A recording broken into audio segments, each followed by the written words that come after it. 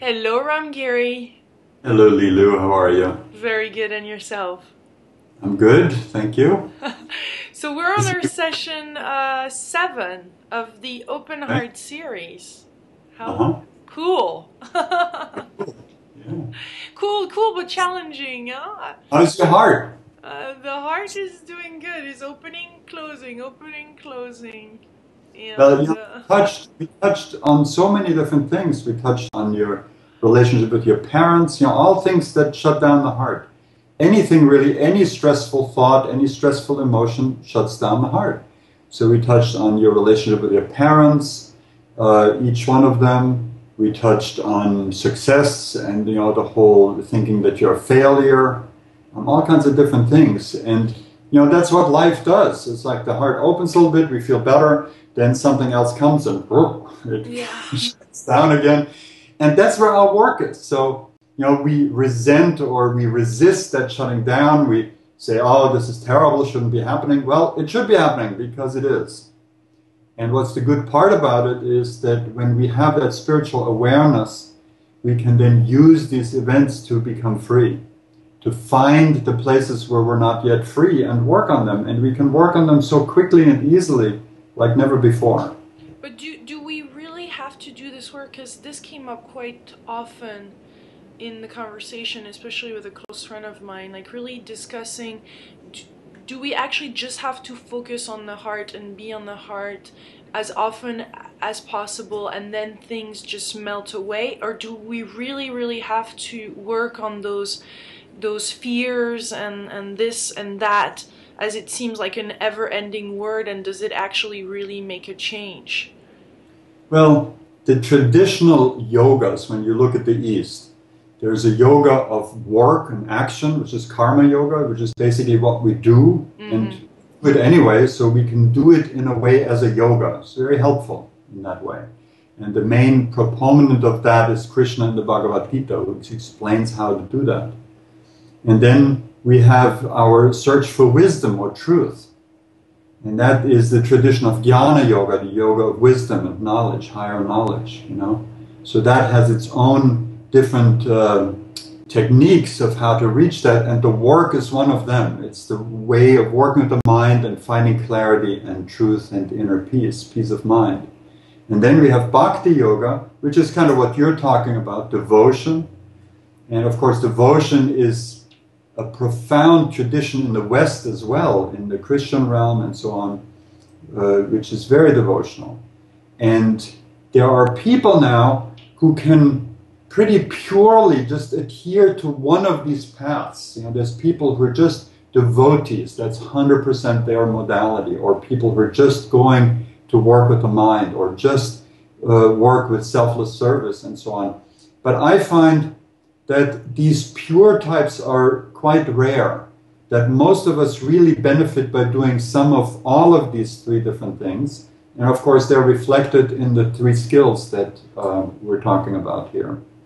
Yeah. That's a modern, contemporary way to make this inner opening much faster. For myself, I have to say that my primary mode is devotion, is the path of the heart. That is because of my guru, that profound impact that Nim Karoli Baba had on my life. But I noticed that after 30 years of a really wonderful, deep devotional life, I still had a lot of negative thoughts, things that would shut me down, and a lot of emotions that came out of these thoughts. And so being able to work with the mind was extremely helpful. And it just quickened this opening of the heart and the ability to really live in the now, which is what really the open heart means. What do we do when the heart is open? We're fully present. Yeah. Otherwise, So, it feels to me like one day or the next, if we don't deal with this karma or those limiting beliefs, those emotions that are there, one day or later, it comes back right at us, especially in those moments of great joy, unfortunately. and it can do damage, I feel, otherwise. So sometimes I make myself wrong for working a lot and going into this mind work and keeping on talking and bringing up all those past events that I've been dealing with, and on the other hand I see the magnificence of it, you know, and how now I'm able to open and start to love myself and start to let others in, which was not there before. So to me it seems I don't know, not illogical, but just quite hard to just focus on the heart and being in this heart, you know, energy, and not taking into account those other things. Actually, it feels like it's impossible even when you don't love yourself to start with. I mean, one of the ways that I see a lot of people who are new in spiritual life, they like to get high, and I've been there. I know that very well. You know, you like to get high, you like to feel good, and so on. And that's great. It's wonderful. Of course, that's ultimately where we're going. But in order to make that stable, Yeah. to come to a stable state of happiness and peace, we have to deal with the shadow in some way. And like I said, you know, to answer your previous question, we don't have to do all these things. I just found it very helpful. Yeah. Yeah, there's just not It's one like, path. I'm in a hurry to get free because for some strange reason I don't like to suffer. So I made it a point to test and explore out of the 10,000 different ways that you can do to help yourself, what works best, what is the fastest road. And that's what I've discovered for myself, and that's what I like to share with you and the world, out of really a deep sense of gratitude for these incredible gifts. So as you said, in the morning or when you have a stressful thought, you would briefly do The Neighbor Sheet by Baron Katie or something similar to that to clarify things for yourself. Yeah. You can do that at any time.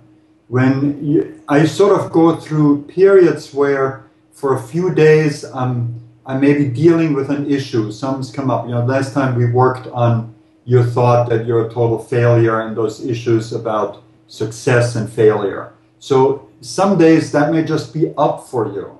And then you can do a lot of that, and it's very effective. It's kind of, you have these thoughts, they're like implanted in your brain. They're not even your own. Yeah. They're just stuff that floats around in the environment and we pick it up. You know, stuff that we're conditioned to believe when we're children and so on. And so if that's up for you, that issue, you can do a bunch of work in a few days, really in depth, because either you get free of that stuff or it goes back down underground where you don't think about it, but it's still inside of you.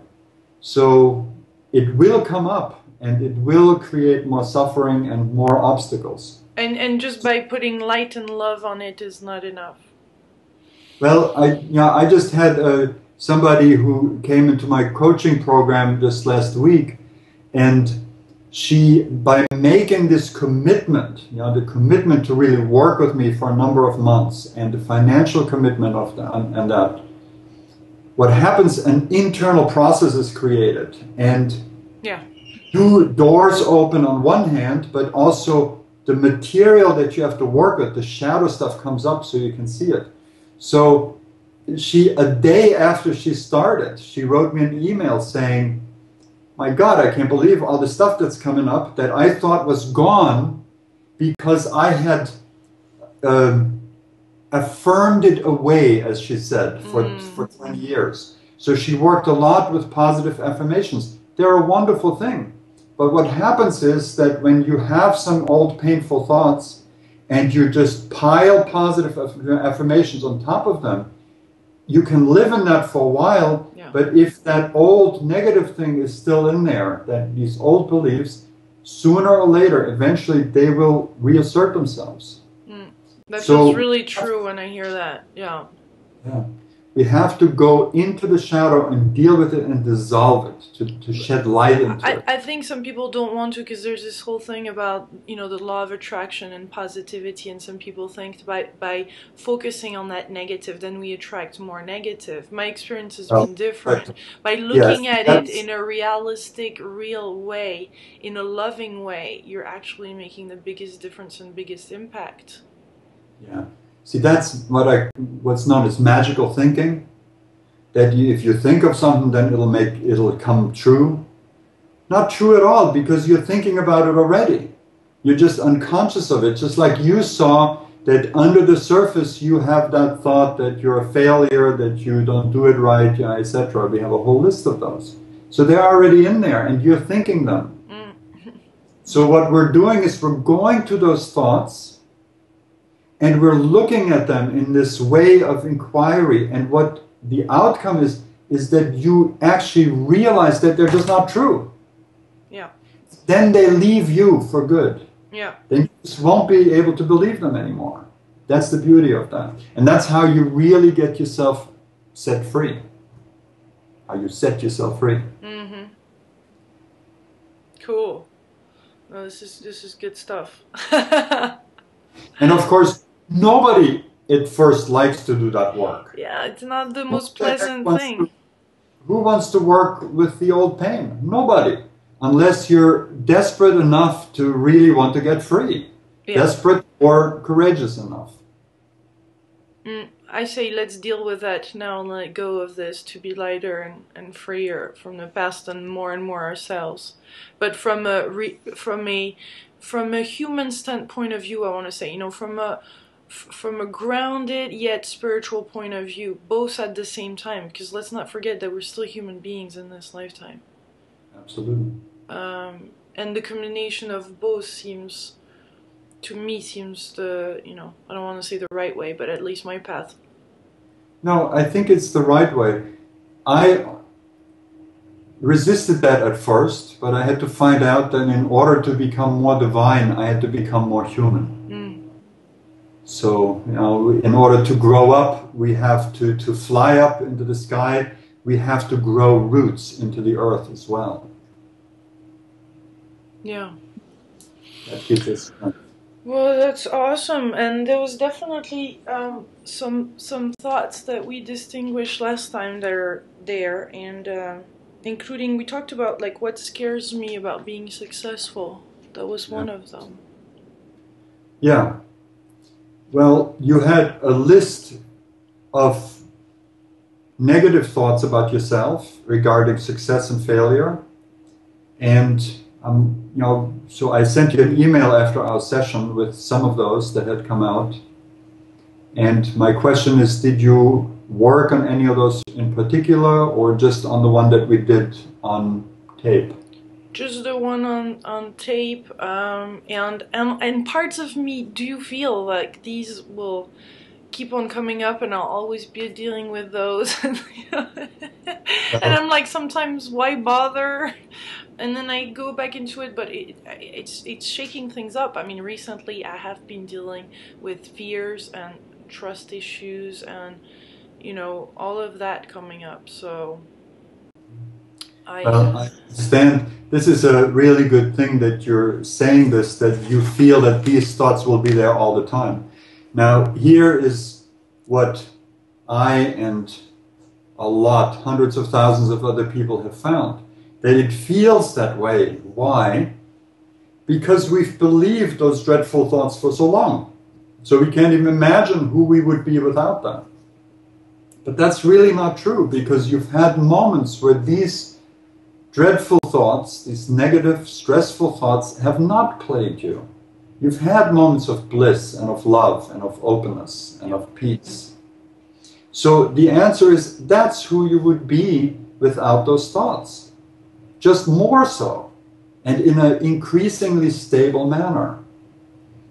Now, when you have a complex like what you're talking about, this fear, you know, the negative self-talk, I'm a failure, I can't do it right, and so on, and all the versions of that, one of these thoughts usually doesn't come alone. Yeah. So you have a whole complex of them. You know, you can sort of imagine a whole bunch of bubbles, and each one has one of these thoughts in it. And they're generally nicely stashed away in the subconscious mind.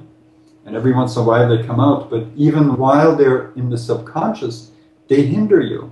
They're an obstruction. They do not allow you to unfold your full and true potential. So we've worked on one of those in our last session. I'm a total failure. And so there's others. And you say that you didn't work on any of those, and probably because you have this thought in the back of your mind, oh, they'll always be there, so why bother? But give it a try. In other words, consider the possibility that they might actually go away. And like I said, the experience of a lot of people, myself included, is that they do. And it takes a little bit of persistence. And the fact that you haven't done it since our last session is perfectly fine. It wasn't the time for that yet, you see? So then our perfectionist self may come in and say, oh, I should have done it. No, you shouldn't have. So we can be at peace about that. But the possibility is there. The possibility of really becoming free, of taking one of these thoughts after another until you just cannot believe that whole complex anymore, that you're not able to succeed.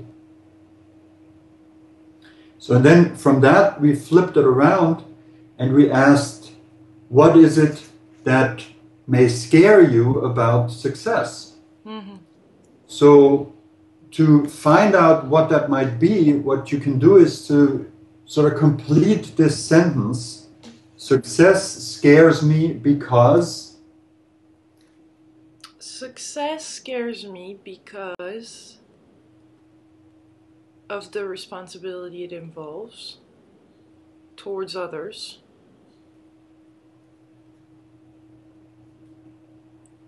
It scares me because then you get addicted to it. It's you get hooked on it.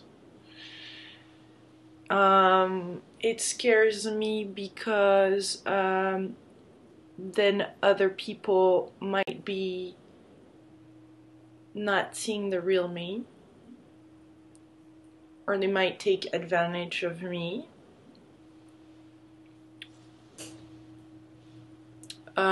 It scares me because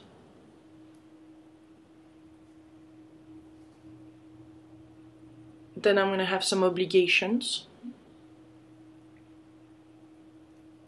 I will lose my freedom, basically. Mm. That's really where it is, because I'm a person, I love my freedom. I mean, I just love it. Yeah, definitely. And that's why I'm single. That's why I'm a Lone Ranger. But, you know, frankly, that's not really, I want to be able to share my life, but I'm afraid of losing myself. I mean, losing, being not as independent and as, not think on my own anymore, and I don't know. Yeah. So you see what we just did is we took this little model sentence, success scares me because, and you went through a number of different things and went deeper and deeper into it, and then you found one, oh, that's the one, right? So here it is. Success will rob me of my freedom. Yeah, that is so it. And some of these thoughts, I don't know if you were aware that you had that belief. Some of these things can be completely hidden to us. And they can be showstoppers in a big way. I have to say I've never so clearly, you know, seen it like that. I knew freedom was important, but would I say that that was the main thing? I can clearly see this is the main thing that holds me from being all that I can. Yeah. For sure. Like, that's it. Should we have a look at it? Yeah. Okay. Yeah. Yeah. Yeah, let's look at it, Ram Giri. Yeah. So let's dig it. Right. So success will rob you of your freedom. Is that true, Lilou? Well, hold on. Before you answer that, I just like to tell everybody watching that yes, you are watching Lilou and me do this inquiry. But perhaps it's also your inquiry, because perhaps someplace you also hold that belief in a hidden space inside of you. So here's the invitation.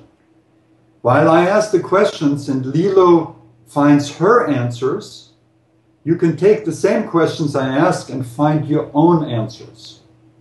And while Lilou is setting herself free from this painful belief, you can do the same. So you're not just an onlooker, but actually you're participating in doing your own work. Okay? All right, Lilou. So is it true that success will rob you of your freedom? Yes. And can you absolutely be certain that it's true? No. How do you react when you believe this thought that success will rob you of your freedom? I don't let people in. I say, I don't create. As soon as it's too close, I push away. I strongly push away. So you sabotage yourself. I sabotage, yeah. Yeah. So when you have this thought that success will rob you of your freedom, what feelings appear? Any emotions that are connected to that? Success robbing my freedom. Like just thinking of not having my freedom. Any images that come up with that? Any what? Images? It's just I feel myself surrounded by a crowd that doesn't, that I'm suffocating. I can't breathe. There's people everywhere. Kind of like the image. Actually, I had that image when I came in for the first time in Arizona. When we came from France to Arizona this time at the age of 6. I was placed in an American school. I had never spoken English of my life. I mean, apart when I was 1 year old, I probably heard it, but that was it. And I was in the middle of at the break, all the kids just rushed around me, and I was just surrounded by all these people. They were just so looking forward to meet the French girl in the school and this and that and talk to me. I couldn't understand them. I had no clue what they were talking about. And I was just, it was quite a stressful moment of how am I dealing with that, At the same, there was a lot of excitement in the school, and I could feel that, and they were coming from love, but it was just too much, too soon, too intense, and, it's like, why me, why that? It's too intense. Let's just take a moment with that and switch into open attention. So go back to that moment, because you're already reliving it right now to some extent, and feel where that's hitting you in the body. That feeling of being overwhelmed and suffocated. Well, it's in the stomach right now and in the throat, but the stomach. Okay, the stomach is strongest? Yeah. Okay, so feel that for a moment. You may want to close your eyes. And realize that that feeling in the stomach is not a threat or an enemy you have to get rid of, but it's a part of you that needs help. And encounter it with a sense of deep loving kindness and compassion. And just feel it for a moment. Let it be there. And notice what happens.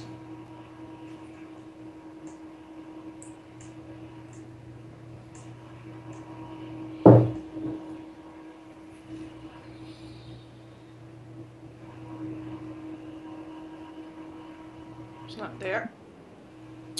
Yeah. Or it moves around. Then go with it. Go where it goes. See, the body can lead you in the way healing needs to happen. Where did it go next after the stomach? There. Yeah, so feel it there. And just be with it for a moment. That's all you have to do, to feel it deeply. Be present with it. Open up. Pay attention to this part of you that needs help. It's in the jaw now. So just go with it. This is deep, powerful healing, emotional healing.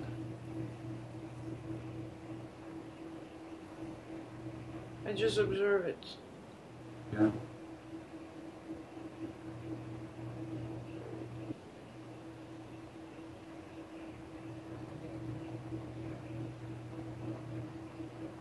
No, my stomach is making noises.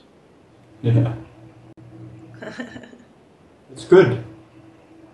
There's something changing, something releasing, something relaxing, something healing.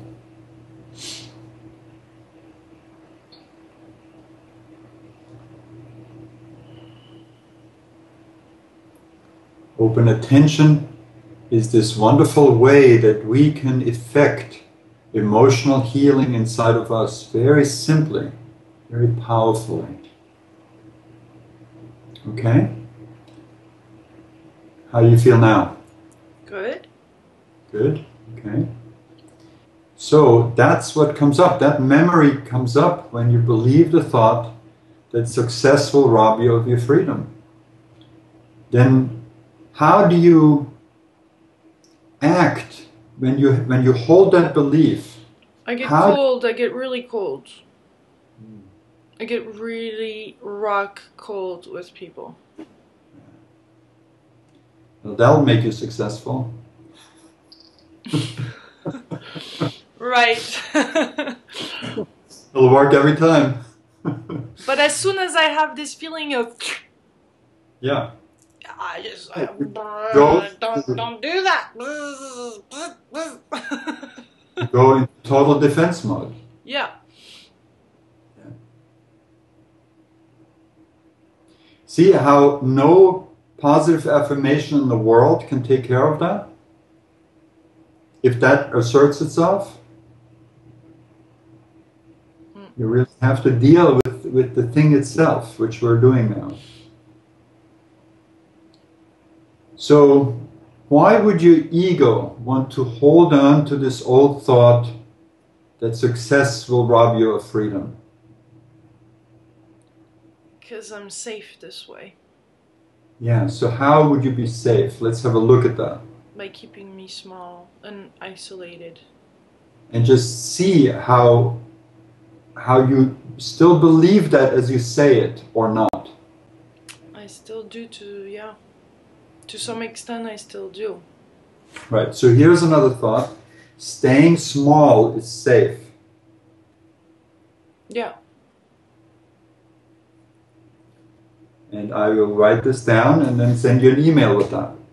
With those other thoughts that we find here. Right? So, why else would your ego hold on to that? Success will rob me of my freedom.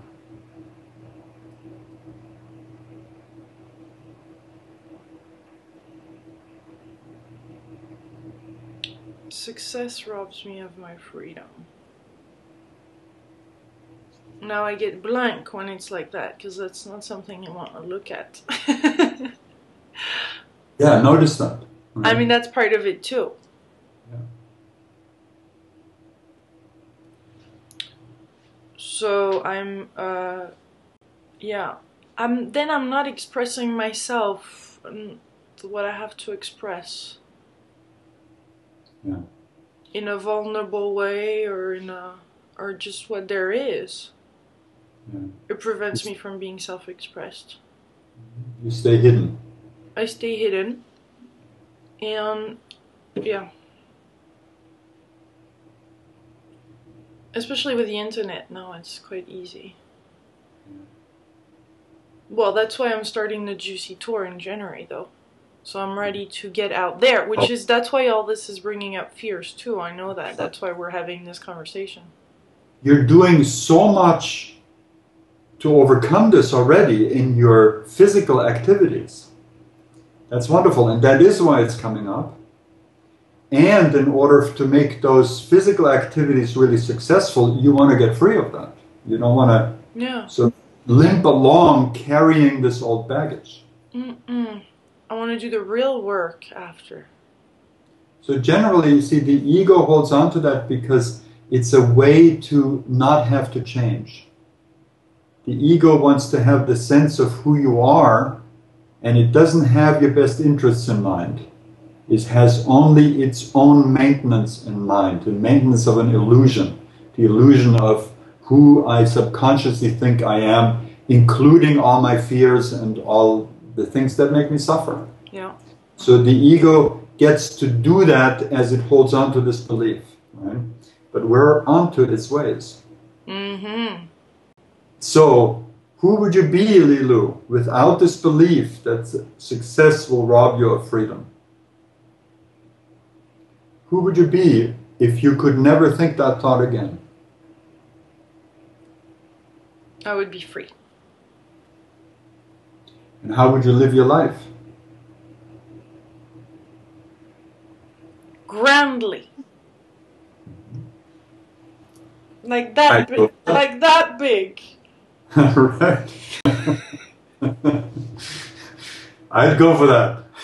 Sounds good to me. Like just no boundaries. Just as big as you are. As big as I am, without making myself wrong for being big. Right. That's another point. So all of that, yeah.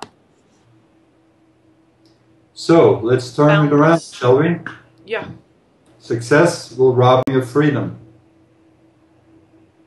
How do you turn that around? Can you find it? I never get this one for some reason. Always. It's like we're sold on the original thought, right? So it's a little hard to think about. I don't know why. This one is always, I'm not hearing it. It's like, what? Success is not robbing me. Yeah, success. So let's it's stay. It's not robbing my freedom. Let's stay with the original wording. Success will rob me of my freedom. Success will not rob me of freedom, of my freedom. Success will not rob me of my freedom. Yeah. So can you find some real examples for that? Some evidence that you know to be true for that belief? That success will not rob you of your freedom. Well, actually, by having people helping me and a team of supporters, then I can focus on what I love the most and have more free time then. Okay, so feel that. That's something you've already experienced, correct? Yeah, I'm starting to experience that. Right. So feel that. Feel the reality of that. Let that come in. Where do you feel that? How do you feel that? It just goes down like that. Okay, so let that happen. See, again, as you let this feeling come in, the feeling of the truth of the turnaround, the old nightmare belief has to leave. It cannot coexist. You can't believe it anymore to the extent that you've really embraced the evidence to the contrary. Okay, so you have another piece of evidence that tells you that success will not rob you of your freedom.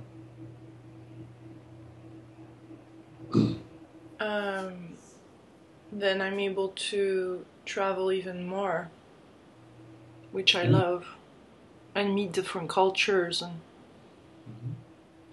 okay, feel that.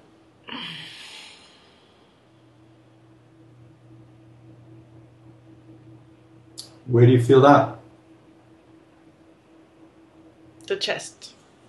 Okay, so let it come in. It sort of comes in as you recognize the truth of it, and it sort of blossoms, and then it just becomes normal. So just allow that for a moment. That's a little meditation here, to let the truth of the turnaround really hit you. Okay? Now, you have two examples. Do you have a third example of how success will not rob you of freedom?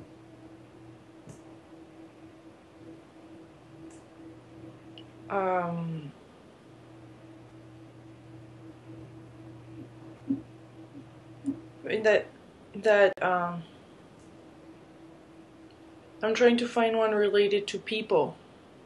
Mm-hmm. In relationship with people and crowds.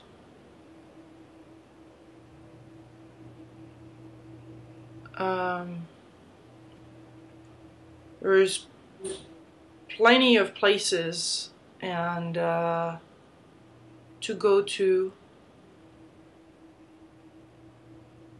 and to just, be on my own. I mean, I can just shut the door. Yeah. If I need to, I can do that anytime. Successful or not, you can still find your privacy. Is that what you're saying? Yeah, privacy. Yeah, privacy. It's important. Yeah. Just let yourself realize that. Yeah. You have the ability to step into the limelight and step into your privacy as you please. Yeah. That's freedom. Yeah. That's big freedom. And there may be more examples of the truth of this particular turnaround. So I invite you to look at them if you find them later on. And now, can you find another turnaround to success will rob me of freedom? I rob myself of freedom, of success. Yeah, you can go with I, or more specifically, you can go with my thinking will rob me of success. My thinking will rob me of success? Robs me? That is one of the turnarounds. Can you find how that might be true? My thinking robs me of success. Yeah. Like, for instance? Thinking I'm not good enough. Yeah. Thinking I will lose Thinking I will lose my freedom. That'll do it. Thinking that others will take advantage of me. Thinking that I will lose a sense of reality. That you will be suffocated. That I'll be suffocated. Mm-hmm.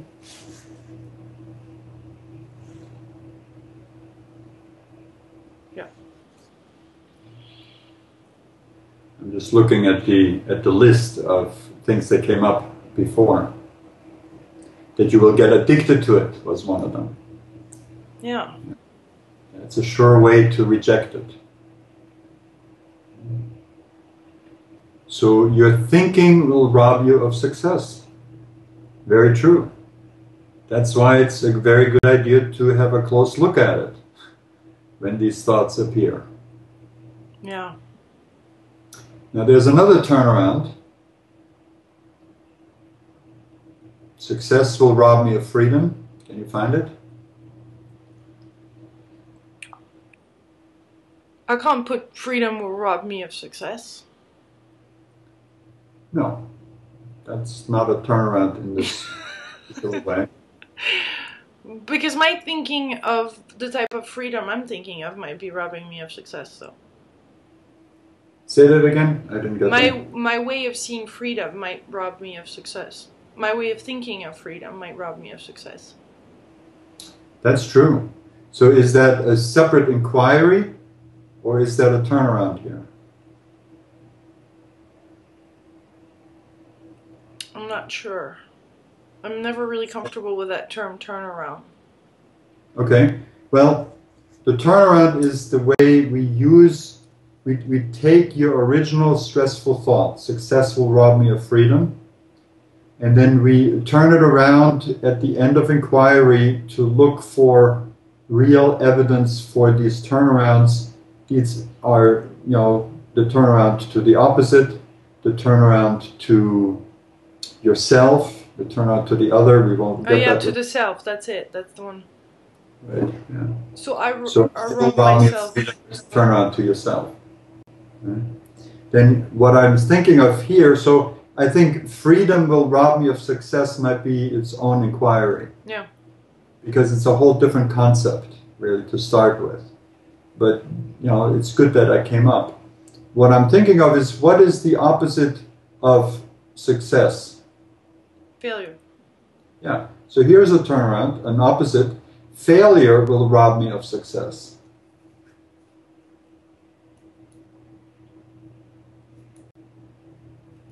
I don't get that. Oh, I'm sorry, I said it wrong. Failure will rob me of freedom.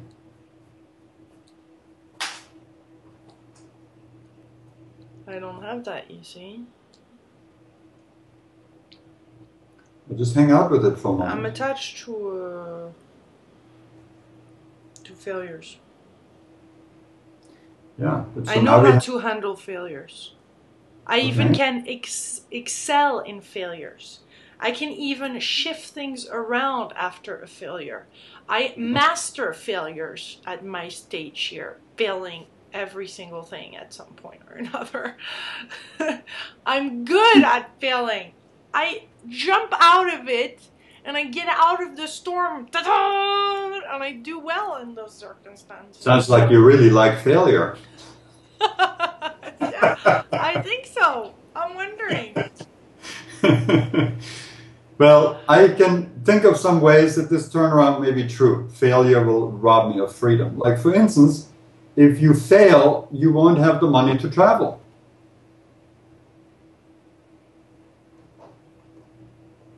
I don't have the money thing as an issue anymore. Okay. Because I'll go. Money is not going to stop me. Right.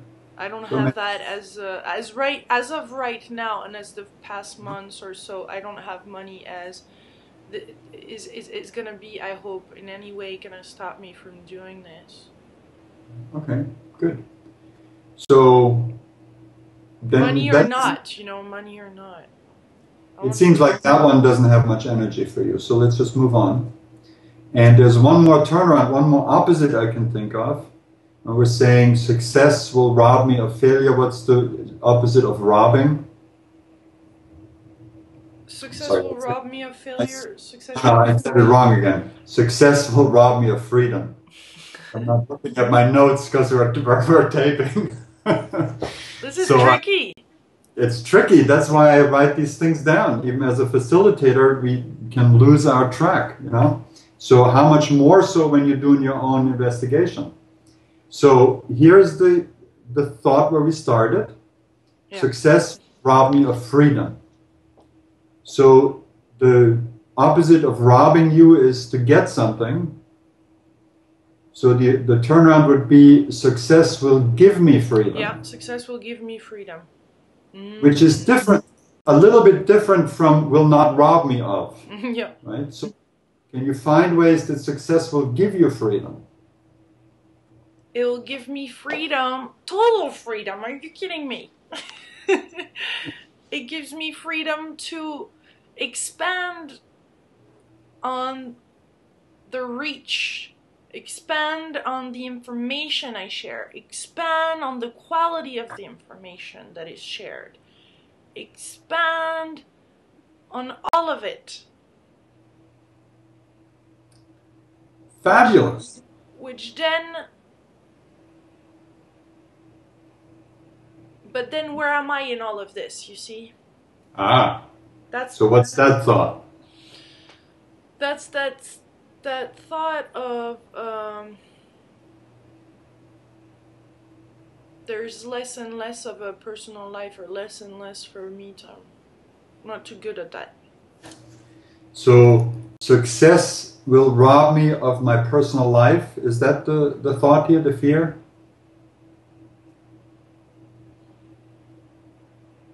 I don't think I have much of a personal life. You what? I'm sorry? I don't think I have much of a personal life, like I wish I would be more, I mean I do, but I wish I had more set times, you know, where I just nurture myself, where I take more care of, like I take time to meditate, or I take time to, I mean I do take time to do things. I don't know. I don't know anymore now. I think I was on the thought, but then my mind went somewhere else. It tricked me again. My ego tripped me. So here I have a question that's going stepping outside of inquiry just a little bit. When you see yourself not really nurturing yourself, not really taking care of yourself, is that caused by this not taking care of yourself? Would that be caused by success, or by the striving for success, or the thought that you're not yet successful, that you want more? That I want more. Like it's not enough, so then I have to work harder and harder and have less time for me. Yeah. So it drives me. Yeah. What you're doing here is you're projecting success out into the future. Yeah. Right? Yeah. So of course, that means you can't be a success now. Success looks different than where you're at now. Yeah. Okay. So what if you could clean up your mind a little bit there, with some of these confusing thoughts, and you could do what you do simply because you really love to do that. Which I do. And not because you're driving yourself to greater success. You also do. Which I also do, okay. Correct? I don't know yet. It's possible. I could do more. I think what people feel attracted to is someone who is being successful. And that never really happens in the future. You can be that person right now. Yeah. But you can't be that person right now if you project success into the future. Yeah. Am I making sense? Yeah. Yeah. So success is either now or it doesn't happen. It's not there. Yeah. And I do feel successful in that way. Mm-hmm. Except when you project success out into the future and then you don't nurture yourself and take care of yourself in the now. Yeah. Because you have to work harder, for instance. I just love it so much I can't stop it. I mean, I really do. I don't come from an objective. I don't think it's, well, maybe, but I just get carried away. I'm passionate about it. And I've always loved working. I mean, I love it. So sometimes it's just difficult to stop. I love it so much. But then it also distracts me from just being and doing some other things. You know, it keeps my mind busy. So it's a question of balance. Yeah. Right. Balance, yeah. If you truly love it, then that work itself is nurturing. Yeah, it is. Then you wouldn't have a thought that says there's something else missing. I don't know about taking time out. It's because I listen to others around. Because I listen to people and make myself wrong for... But I do think, though, it's nurturing, yet it's probably too much time in front of the computer. Yeah. So see what it is that you want to do, being a success already. See what it is that you want to do. It's like I go on bike rides and I exercise and I make sure that I'm off the computer a certain amount of time. Even though I work with people over the computer and so on. Yeah. We got to stay in balance. We have to take care of the golden goose, as they say. You are the golden goose. If you slaughter the golden goose to get to where the eggs may be coming out of, then there's no more goose. That's the old fairy tale. You have to nurture that golden goose. But the nurturing, when you're really aligned with yourself, that nurturing is simply what you do. And you don't have to separate work and pleasure, although there will be work and pleasure.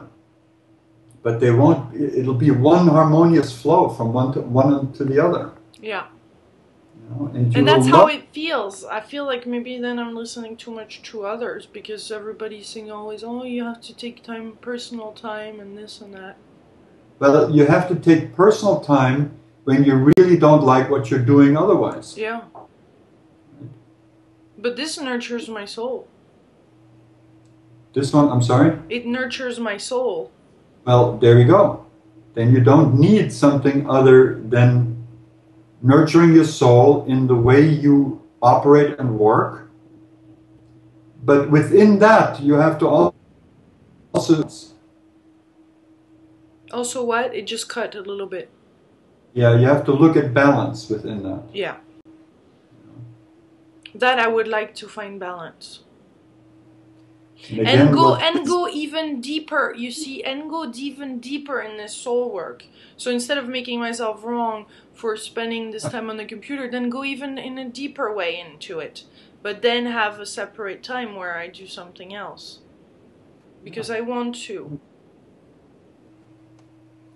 So I find that the only thing that really gets in the way of us living our lives in the very best way we can is thoughts. And they're easy, in a sense, easy to identify. You just take the thought that's on the top that's bothering you, and you put it to the inquiry, and it leaves you. Maybe not 100% at the first time, but it leaves you to a good extent. And then you keep doing it, you keep setting yourself free, and the effect is that you live more and more in harmony with yourself. And this is the work of enlightenment. It's not separate from that, because when we have a lot of conflicting energies and thoughts inside of us, that keeps us from realizing who we are. It keeps us from being able to absorb the grace that is offered to us abundantly all the time. Yes. You can't really do anything about enlightenment itself, because it's really an experience of grace. But we can make ourselves into competent and able containers to receive and hold that grace when it does come. And for that, we need to have a clear mind and balanced emotions and be present. The rest will take care of itself. Guaranteed. So I'm expanding my container for goodness. Yeah, and you're strengthening it. And you're cleaning it out of the stuff that doesn't serve you. The thoughts and emotions that get in the way. And that drive negative behaviors, etc. Okay? Awesome. Thank you, Ram Giri. You're so welcome.